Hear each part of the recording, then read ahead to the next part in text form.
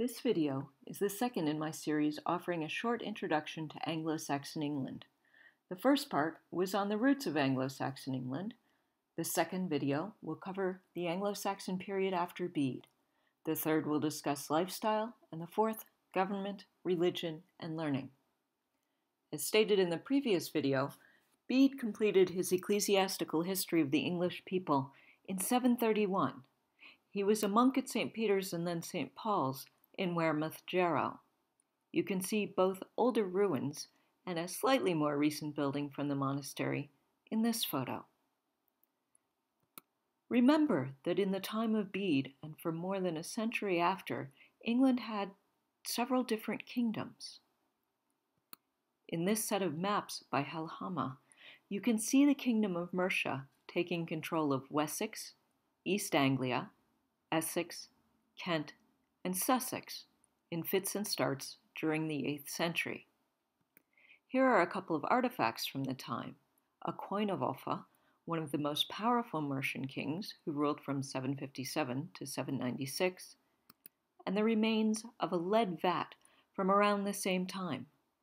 Mercia was a well-off land, and contemporary observers, if they ever thought of a united England, which is a big if, would probably have thought that Mercia would rule it all.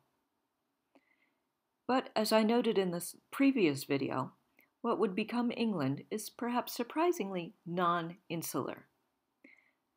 Æthelwulf, king of Wessex, traveled to Rome in 855, and on his return journey married Judith, the daughter of Charles the Bald, king of West Francia, roughly what we now call France. His journeys followed many previous Anglo-Saxons and foreshadowed others, including kings and queens, priests and monks, and even lay people. So many Anglo-Saxons lived in Rome, in fact, that they had their own area, the Schola Saxonum, the Saxon or Anglo-Saxon school. Meanwhile, a new force enters the picture. Viking attacks begin in the 790s. Raiders from Scandinavia attacked coastal areas in England, Scotland, and Ireland. These early attacks were largely hit and run. They wreaked havoc on some areas. Vikings killed many and seized valuables. Sometimes people raised money to buy off Vikings. This was called Danegeld, or Dane money. But then the Vikings began to stay longer, spending the winter in the British Isles. Some began to settle. Viking men intermarried with people already in the Isles, and there is evidence for Viking women and even children. People traveled back and forth among what would become England, Denmark, Sweden, and Norway.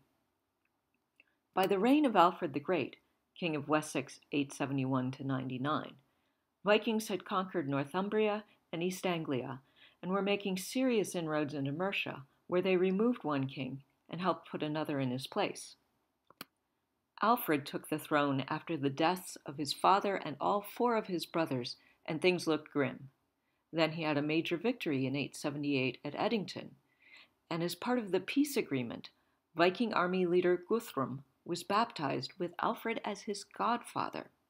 Guthrum and his army were to stay in areas of East Anglia, Midlands, and northern England. Alfred would later periodically have further battles with various Viking armies, but he had secured Wessex. Alfred the Great's reign also stands out for the king's involvement in literature.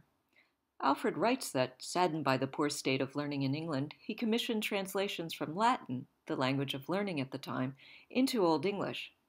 He also did some himself, though which and the extent of his personal involvement are controversial. His reign certainly fostered the growth of Old English prose. By the end of Alfred's time on the throne, he had taken control of what had been Mercia, no longer governed by a king, but now by a lord and lady. The lady was Alfred's daughter, Æthelflæd, an important figure in the fortification and defense of Mercia for a number of years. Yet Mercia was no longer an independent kingdom and was absorbed into Wessex shortly after Æthelflæd's death. Alfred's son, Edward the Elder, who ruled 899 to 924, and Edward's son Æthelstan, who ruled 924 to 939, fought a series of battles over many years that made a single kingdom of England, with peoples of various backgrounds, Anglo Saxon, Viking, Celt, and others. These kings' successors continued to work to bring the last Viking outposts into the Kingdom of England and to rebuff further incursions. The 4 great poetic codices, manuscripts or handwritten books, containing the majority of surviving Old English poetry, were all created between roughly 960 and 1000.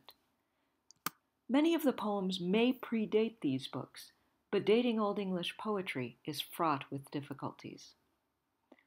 Around the time that these books started being created, the Benedictine Reform brought to England a new emphasis on monasticism, with the specific form of the Benedictine rule. Leaders included Æthelwulf, Bishop of Winchester, and Dunstan, who became Archbishop of Canterbury in 960 and traveled to Rome. Some very different writers were part of this movement. At one end, we have Alfred, a prolific writer of homilies, saints' lives, and many other works, who wrote in both Old English and Latin, generally with a fairly straightforward style, but using Old English verse techniques in some of his homilies and saints' lives.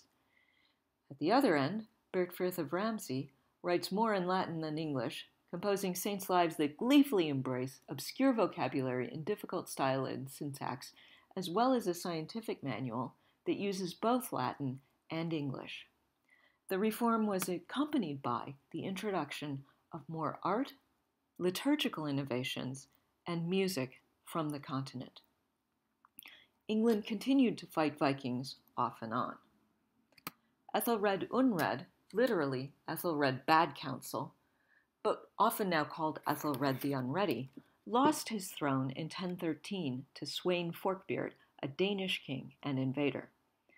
Æthelred returned from exile in Normandy to retake the throne early in 1014, and he passed it on to his son Edmund Ironside, who held it for less than a year before Cnut, son of Sweyn Forkbeard, and thus a Dane, became King of England in 1016.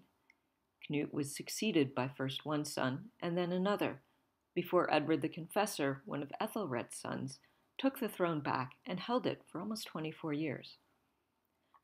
The big disruption was yet to come, however. In 1066, Edward the Confessor died. Harold Godwinson of England and William the Bastard of Normandy and Harald Hardrada, King of Norway, all claimed the throne. Harold Godwinson successfully fought off Harald Hardrada in northern England, but meanwhile, William landed in the south, where he faced an exhausted English army arriving in bits and pieces from their last battle. William supposedly personally killed Harold with an arrow through the eye.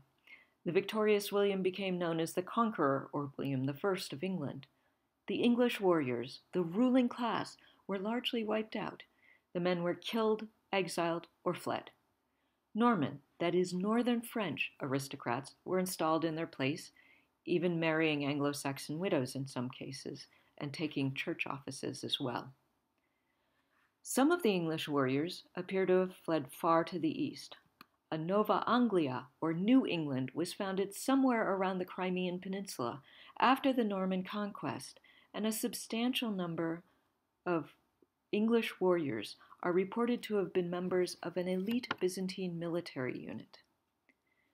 Between 1100 and 1200, Old English became Middle English.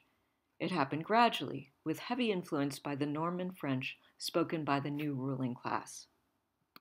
I've given an extremely condensed history of England, with an emphasis on moments of particular interest to me and my classes, but I hope you found it helpful. I have 2 other videos on lifestyles of the Anglo-Saxons and on Anglo-Saxon government, religion, and learning. Here are some sources that I used to make this video. You might want to look further into some of them if you enjoyed this very short introduction to Anglo-Saxon England after Bede.